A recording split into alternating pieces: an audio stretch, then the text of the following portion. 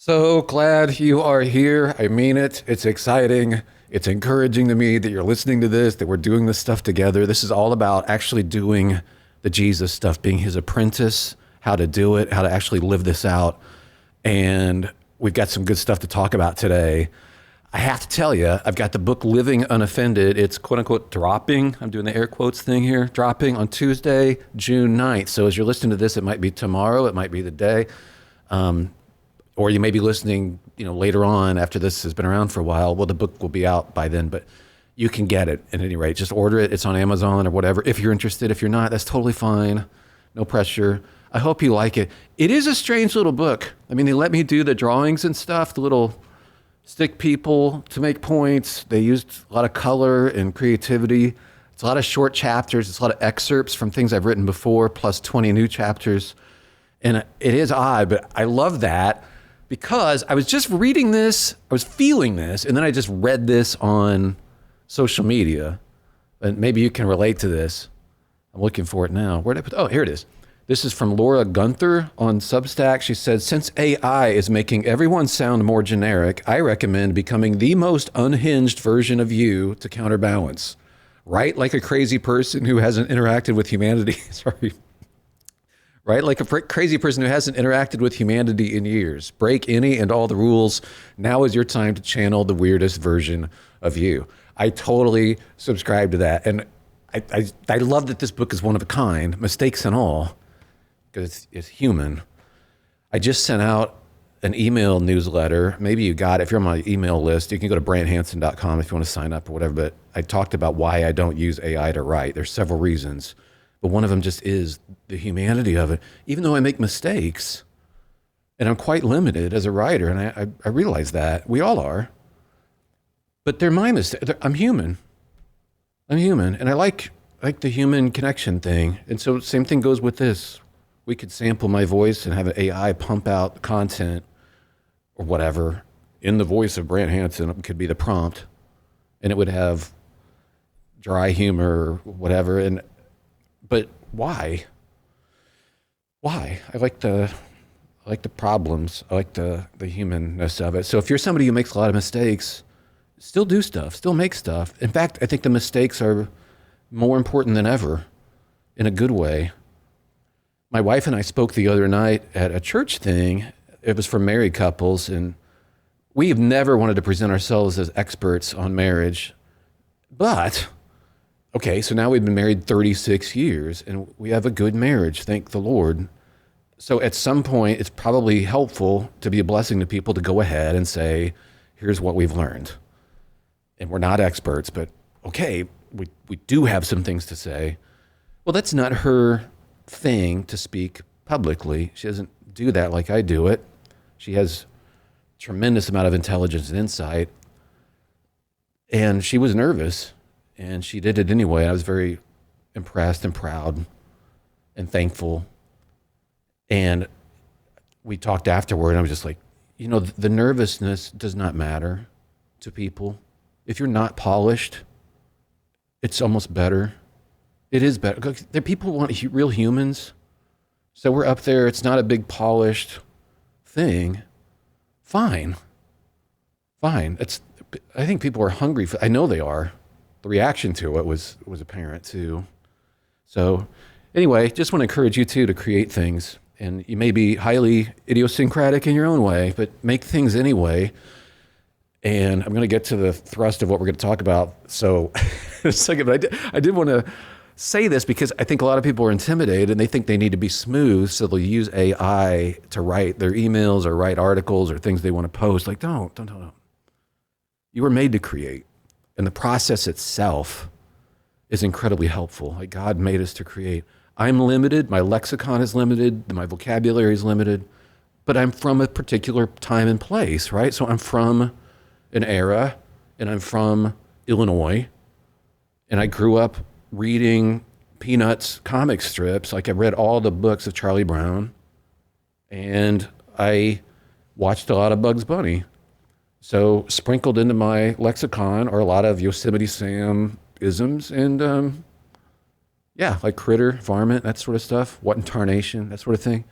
And then coupled with good grief. I say good grief all the time. But I'm a product of a place and time. I say whelp because I'm from the, so you too. But that's you. We need that. So I just want to encourage you to write too. But if you want to get my book, please do. Living Unoffended. It's all about this stuff that we talk about all the time. Okay.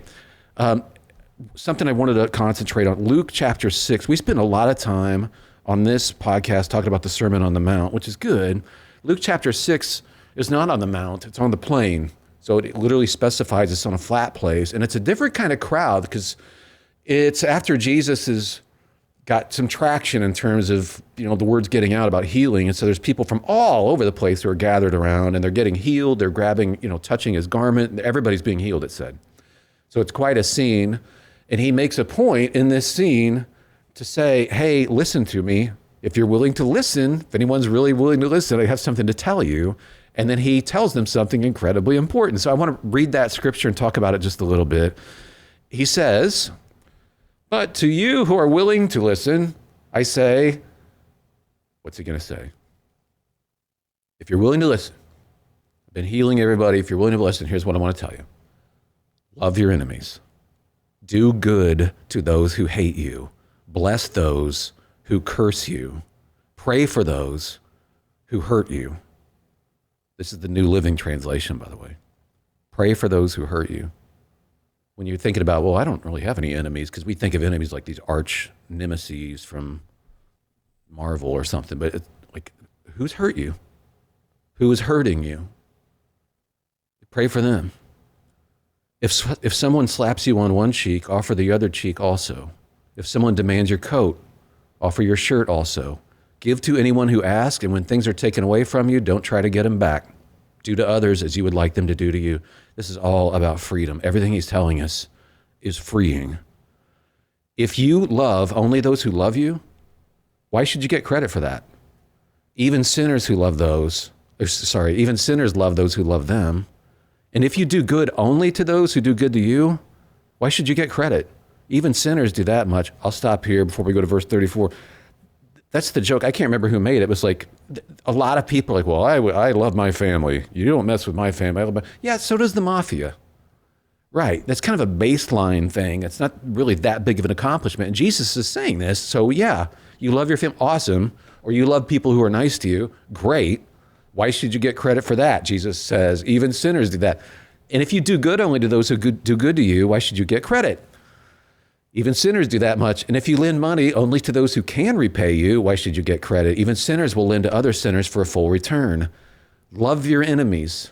Do good to them. Lend to them without expecting to be repaid. Then your reward from heaven will be very great.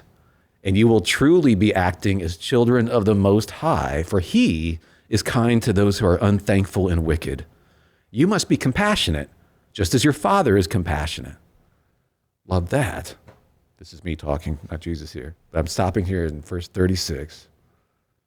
Then your reward, this is the riches that we're drawing on. He's promising us this reward is going to dwarf whatever it was getting your money back.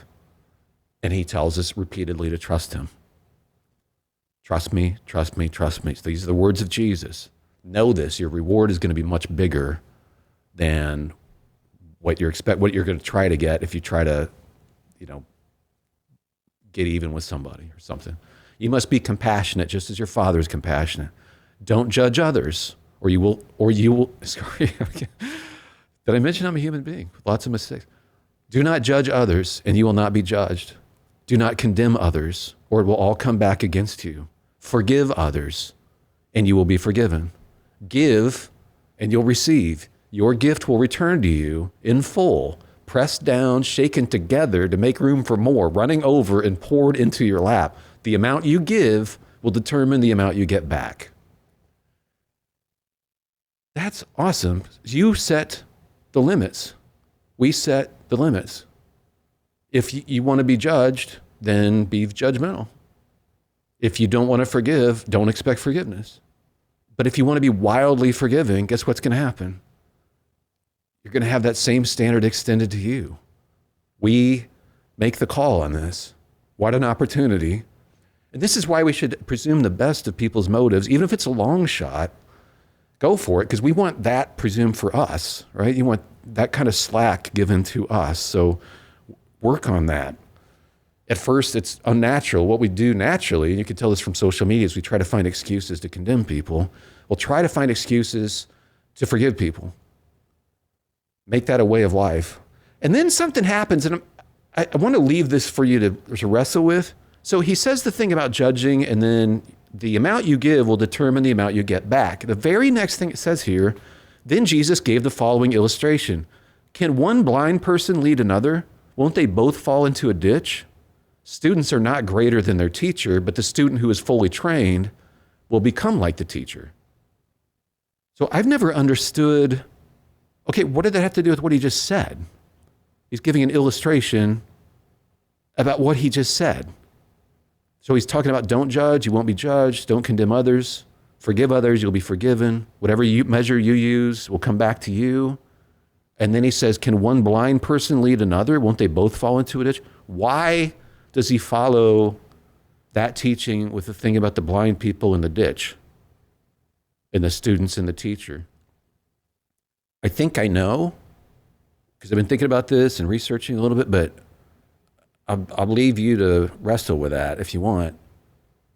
Like, talk to people or figure that out. Why would he go from that thing to the people falling in the ditch thing and the blind person leading another? I think it's very interesting. When it comes to loving enemies and people who hurt us, we know this, because I get tons of emails about this, but I know it from experience sometimes. It's the people closest to us are often the problem. It can be within families. So often, I got multiple emails this week about family issues, like how do I forgive this person? They're incredibly close to us. And these are people we need to pray for. An email here from, I'm not going to say her name. She said, hey, Brant, I have your book Unoffendable and loved it. I also have Life is Hard, God is Good, Let's Dance. And I'm rereading the part about the dog that you lost because we just lost our dog in January. Sorry to hear that. Anyway, I truly appreciated both books, but the Unoffendable book was really eye-opening for me, and I find myself going back to it again and again. I find it easier to ponder your words and agree with you when reading it, but then putting it into action is a struggle. Ugh, I hate that about myself. Anyway, real life example happening right now. My daughter is getting married this summer. We have a smaller family, and my cousin just RSVP'd with a no for him and his wife and 2 children. He didn't give a reason or anything and didn't bother to reach out to me and let me know why. Of course, I feel hurt and, well, offended, but I truly don't want to be. I've prayed about it, and maybe this email is a result of that. God said, I can't get through to her, so you try, Brant. Do I communicate to my cousin and ask why he can't attend, or do I just leave it alone? I feel like if I don't reach out or find out, then I'll just hold it inside and have no understanding where he's coming from. If I had a reason, then maybe it would be easier to understand. Or maybe not. If he says he just didn't feel like coming, then I made it worse for myself, I guess. My daughter cares too, by the way. She was really bummed, not just me. Anyway, and I can't really forgive him since he didn't ask for forgiveness and probably doesn't even think he did anything wrong. And I suppose he's right. He doesn't have to explain himself. And as they say, it was just an invite, not a subpoena. It just feels harder because it's family, I suppose. I don't want to waste more energy on this, but I find myself thinking about it nonstop, frustrating. And she says, what do you think about this? So I don't have, I'm not Mr. Advice on stuff, but I can offer something as a friend. So what I told her was, thanks for this. I'm honored you're reading the books. And I think I would reach out because this is the kind of thing that becomes a huge thing for years if it's not headed off. I'd pray for him first, get my heart behind him and his family so I'm rooting for them, then call him and say, hey, is everything cool? I wanted to make sure I didn't do something wrong without knowing it. We love you and your family. Something like that. If you pray for him ahead of time, the tone of your voice and the nuance in your conversation will match that concern rather than betray defensiveness or anger. And be quick to apologize if appropriate. Maybe there really is something there. It's good to at least hold that possibility open. Letting this just kind of sit out there unspoken is not a good thing. Hope that helps. So if you're listening to this, you know who you are, person. Let me know how that went if you've done that. I do think, especially with people closest to us, like being proactive, praying first, and then being proactive about, hey, I want to get this resolved. I feel that way about marriage stuff. I want to be at peace. I want our home to be at peace. And I want to love the people closest to me and expend the most energy for the people closest to me. Not that I don't love people far away, but I was reminded of this too when I was thinking about that, like the effort that we'll put into loving people closest to us, praying for the people it can cause more hurt than someone who's far away. So I think it's something that we're supposed to do if we're going to be like our Father, like him. C.S. Lewis wrote about it in the Screwtape Letters. I'll read just a little bit of a thing. And if you know the Screwtape Letters format, you'll get this quicker, but it's one senior demon advising a lesser demon about how to mess up a young man's life, basically. And he calls the young man your patient when he's writing these letters back and forth. So here's one letter from the senior demon. He says, "Do what you will. There's going to be some benevolence as well as some malice in your patient's soul. The great thing is to direct the malice to his immediate neighbors, whom he meets every day, and to thrust his benevolence out to the remote circumference, to people he does not know. The malice thus becomes wholly real, and the benevolence largely imaginary." That's absolutely brilliant.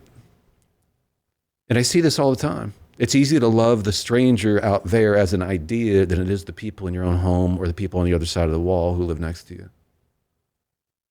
But it's the people in our own homes and it's the people next to us or the people that we're working with, that's the real stuff. Like he's saying, the malice thus becomes wholly real because it's the people closest to you you're dealing with, and the benevolence largely imaginary because it's for the people far away. You invert that. Like, well, you don't want malice for the people far away, but it's like the benevolence, the effort, the prayer for the person who's hurting you, who's close. Sometimes the hardest stuff, but man, that's so good. That is so freeing.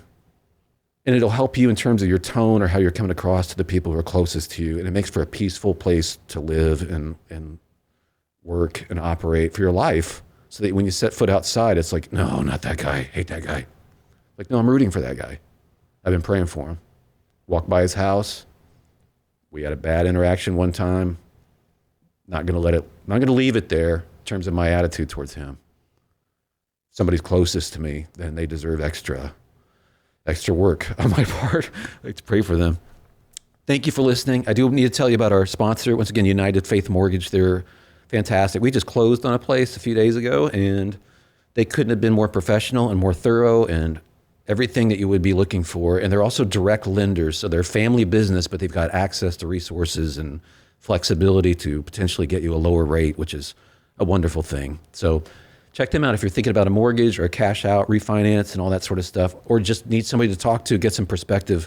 They're incredibly knowledgeable and love our listeners and love what we're doing here. And we love that. So thank you, United Faith Mortgage. Thank you for listening to. I'm so honored you did.